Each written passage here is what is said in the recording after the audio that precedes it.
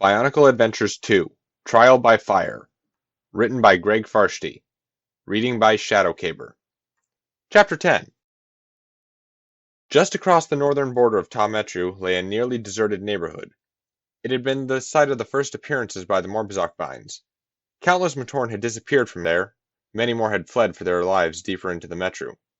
Since they entered the area, Vakama had not spoken a word. "I do not like this place," said Matau, looking around. "It feels cold dead." "Where are all the Matoran?" asked Nokama. "If Ta-Metru is anything like Po-Metru, they are living now with friends or co-workers," answered Onawa. "Some insist on staying near the Vaki hives, believing it to be safer there. If they work near the outskirts, they're careful not to travel alone. Every few moments, they stop working to listen for the approach of a vine." Whenua frowned. There was nothing in the past history of Metru Nui to hint such a crisis might occur. "But something like it was bound to happen," said Nuju. "We relied too much on others to protect us. Toa, Vaki, even Taraga Duma.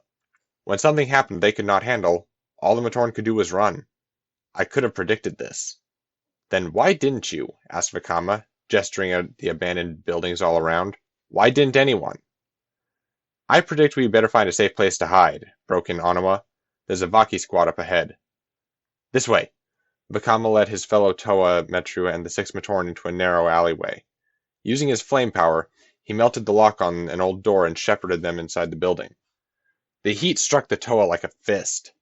Although no Matorn seemed to be present in the forge, fires still leaped high and smoke made it hard to breathe.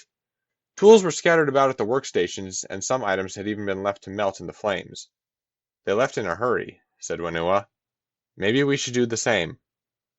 The Toa of Ice felt something strike his armor and bounce off. It made a sharp sound when it hit, as if it were a pebble.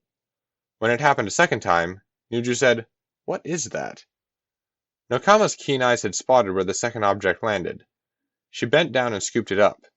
It was a round object, roughly a quarter of the diameter of a Kanoka disc. Its outer shell was pitted, extremely hard, and the colors of fire. "It looks like some kind of seed." Another fell, and then another.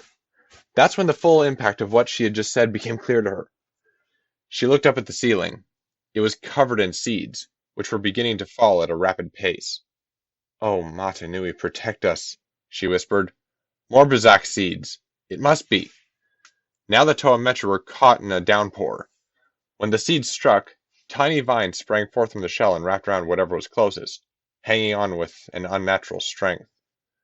"We have to get out of here," Vakama shouted. He took 2 steps before black-brown tendrils wrapped around his legs, bringing him down hard.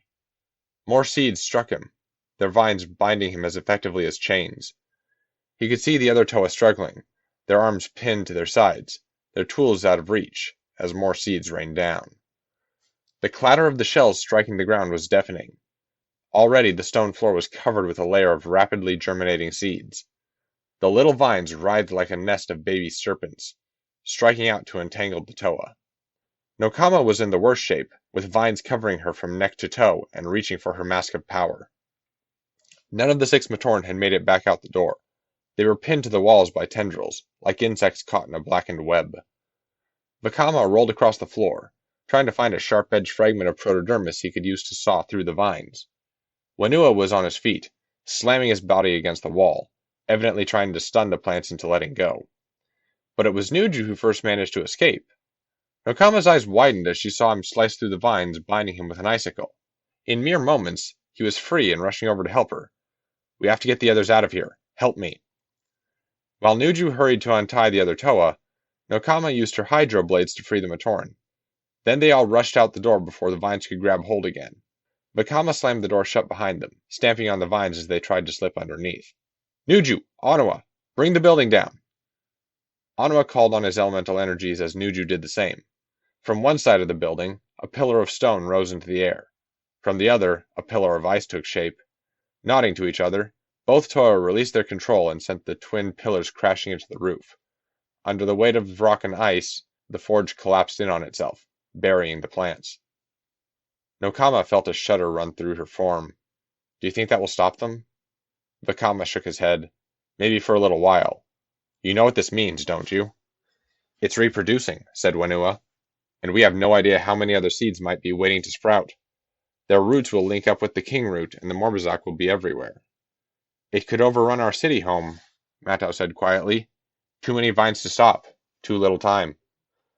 Vakama checked to make sure his disc launcher was loaded. Then he turned to the group and said, "Let's go. We have a weed to pull." As they walked, Nokama turned to Nuju.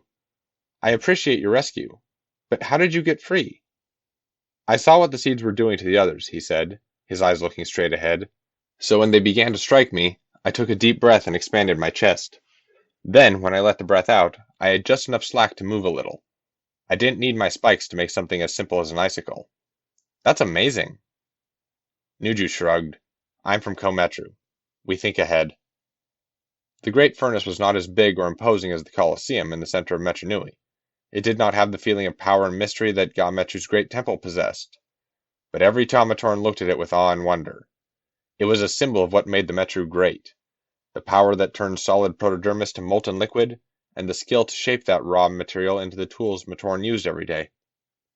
Now Vakama stood outside the entrance, staring up at the reddish-black exterior, wondering just what was lurking in the heart of the flame.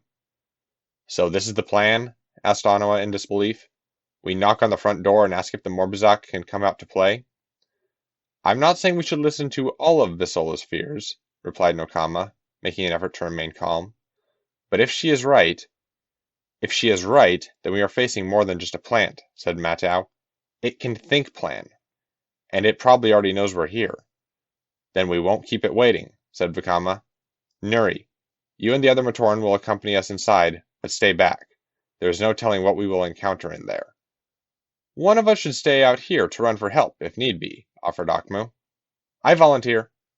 "If we fail," said Anawa, "Metru Nui will be beyond help. Besides, you are so anxious to get the 6 great discs, Akmu. I think you should see them in action." The 6 Toa Metru looked at each other. The time for talking had passed. Each knew that the challenges they had faced so far could not compare to what they were about to attempt. No one needed to say that this might be the last adventure for one or more of them. Their goodbyes to each other were exchanged in silence. Vakama melted the lock on the massive door. With a final look at his friends, he opened the gateway to the great furnace. End of chapter 10.